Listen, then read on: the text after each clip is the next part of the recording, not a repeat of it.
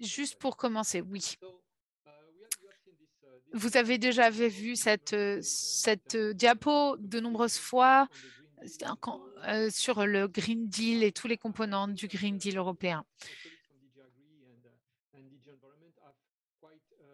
Le Farm to Fork, cette stratégie est très important et cela montre que ce n'est pas seulement le Farm to Fork qui est important. Il y a d'autres niveaux d'initiatives qui viennent du Green Deal européen et qui ont quelque chose à dire, et qui reflètent la vision de l'Union européenne sur la transition écologique et le programme de transition écologique. Je pense que Jean-Paul Toffre l'a expliqué très clairement, la protection de la nature et toutes les autres politiques européennes qui sont mises en place dans ce domaine. Je pense que nous avons une vision plus large qui est la neutralité de l'Europe d'ici 2050 en termes d'émissions carbone. Et cela va impliquer de nouvelles réglementations qui vont être mises en place et qui doivent être mises en œuvre dès maintenant. Ce n'est pas un secret, ce n'est plus un secret. Des systèmes agroalimentaires durables contribuent aux gaz à effet de serre. Enfin, les systèmes alimentaires actuels contribuent aux émissions de gaz à effet de serre à hauteur de 20 à 37 %. On peut également être d'accord sur le fait que la pandémie que nous vivons aujourd'hui a montré qu'il faut que nous regardions la résilience des systèmes alimentaires et à quel point ils peuvent être robustes. Et ce que je voulais également mentionner ici, et que je trouve relativement intéressant et novateur, c'est que on met la dimension de la nourriture en avant. On parle de la production jusqu'à le gaspillage alimentaire. Et ce qui est d'autant plus intéressant pour nous, c'est que cela cela touche de nombreuses DG. Ça nous donne une vision et une approche qui soutient la durabilité des systèmes agroalimentaires et on peut donc contribuer à différents objectifs. Celle-ci, vous l'avez déjà vue dans d'autres présentations également. Je pense que c'est très intéressant dans le sens où cela montre clairement les trois dimensions de durabilité, l'économique, environnementale et sociale, et de manière intéressante également les différentes directions. Comment on fait les liens entre les uns et les autres.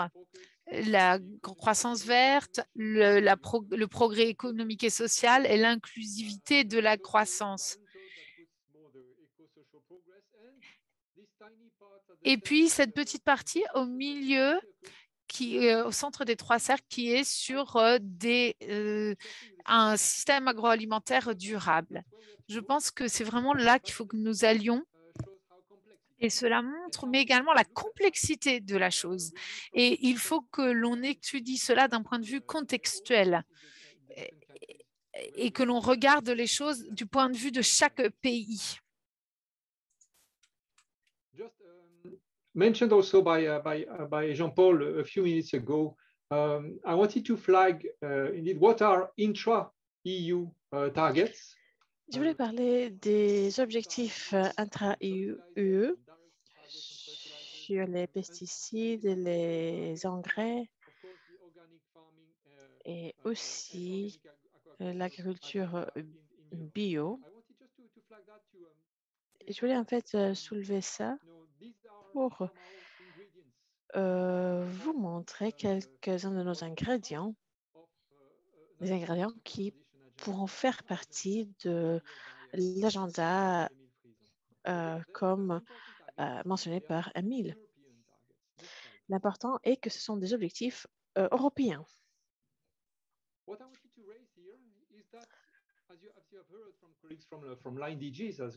Comme Vous avez entendu des différents collègues, des différents DG. Green Deal, la stratégie Farm to Fork, surtout, sont clairement et certainement des stratégies européennes pour des frontières européennes. Mais ils ont aussi cette dimension internationale avec un chapitre spécifique de la stratégie Farm to Fork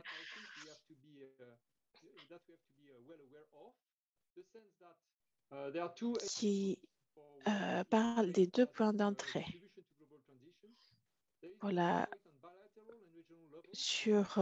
fait, il y a l'échelle régionale et bilatérale qui implique plusieurs sessions d'information organisées par les différentes directions, par DigiSanté, par exemple, sur l'étendue de la stratégie Farm to Fork, la discussion au sein des comités pertinents, un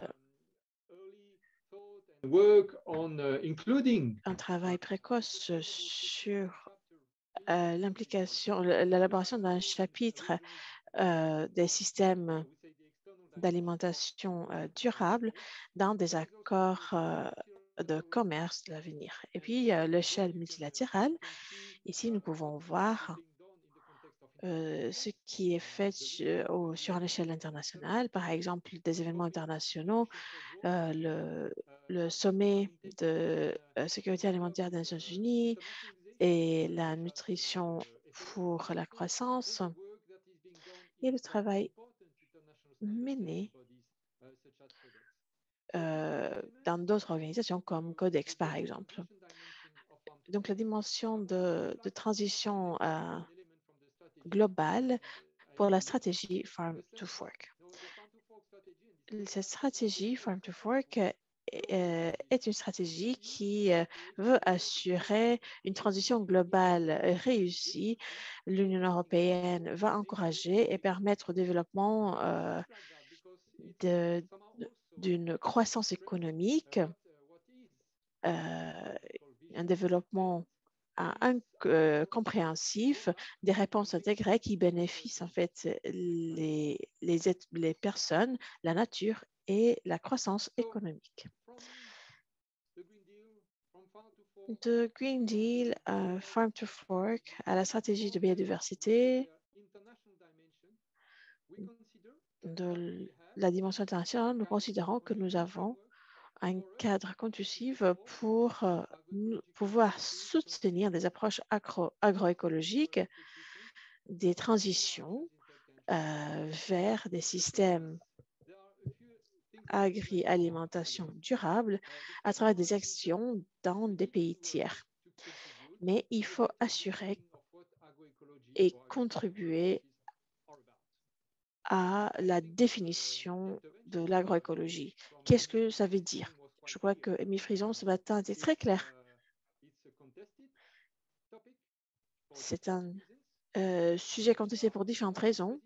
Il y a beaucoup de résistance de différentes parties prenantes, des autorités publiques, aux opérateurs privés. Donc, nous devons avoir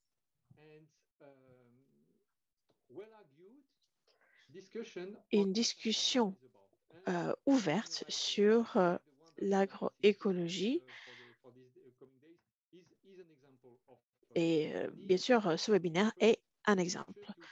Donc, il y a le besoin d'avoir une meilleure compréhension, une compréhension en commun.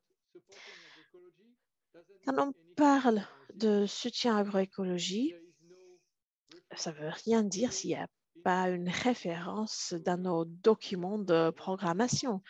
Donc, vous avez travaillé beaucoup sur les programmations, les programmes que vous avez. Comme Carla Montesi a dit, on voit la présence des systèmes d'alimentation durable dans quelques programmes. Il y a quelques programmes qui font des références très claires, explicites, d'autres un peu moins peut-être.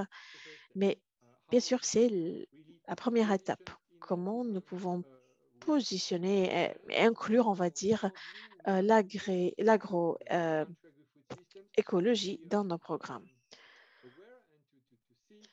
il faut voir si l'agroécologie fait partie de l'évaluation. Nous savons que quelques systèmes ont cette évaluation, mais pas tous les systèmes ont cette évaluation.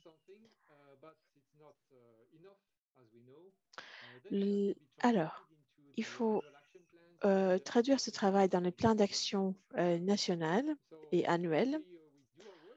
Nous menons notre travail pour soutenir les unités géographiques, mais vous aussi, pour retrouver le bon langage adapté à vos contraintes et difficultés, pour faire des références à des approches agroécologie dans les documents qui vont aller vers vos comités de pilotage.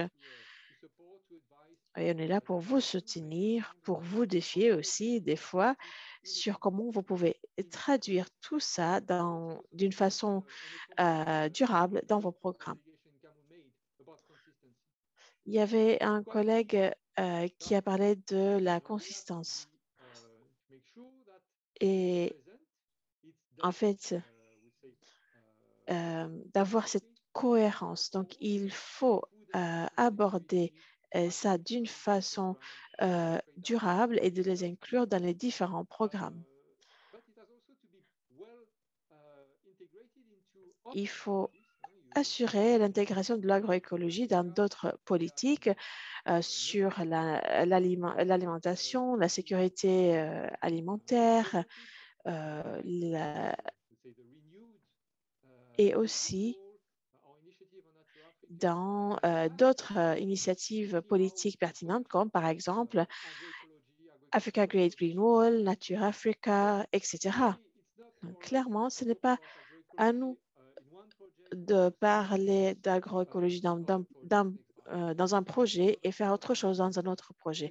Nous savons que ce n'est pas quelque chose de facile à faire, mais c'est notre responsabilité de avoir une cohérence, une approche cohérente dans notre travail. Ah, voilà, nous avons quelqu'un de nouveau qui arrive. Alors, dernier point qui va être discuté par d'autres collègues plus tard. Nous devons regarder l'agroécologie de différents points d'entrée différents, à différents niveaux. Prochaine diapositive, s'il vous plaît. Alors, comment est-ce que nous allons faire ça? Alors, le mélange de l'approche de projet traditionnel, le soutien budgétaire, d'utiliser le financement et des instruments innovateurs de financement et de partage de risques et aussi un mélange de dialogue politique avec qui les gouvernements, le secteur privé, organisations des agriculteurs et la société civile. D'autres approches. Donc, il faut faciliter les débats, partager les expériences, voir quelle est la situation, développer les renseignements, des informations sur les tendances.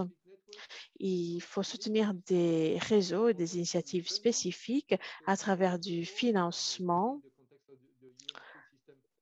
et aussi notre ambition est de construire des connaissances qui peuvent être utilisées. Donc, d'assurer une cohérence dans la politique de développement pour les politiques de l'Union européenne, de voir aussi l'impact des politiques sur des pays tiers, de contribuer à la position de l'Union européenne, d'avoir aussi les programmations et de vous soutenir dans votre travail. Prochaine diapositive. Alors, rapidement,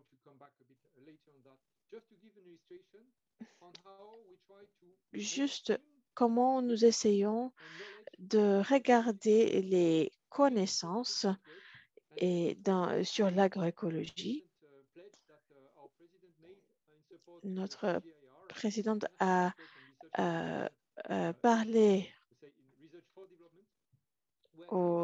sur la recherche et le développement et nous nous sommes engagés pour trouver des façons pour connecter le travail que nous menons sur les défis globaux et le côté régional et de donner plus attention à ce qui fait partie à la transition écologique. Je crois que c'est tout. Étienne, désolé si j'ai pris un peu plus de temps.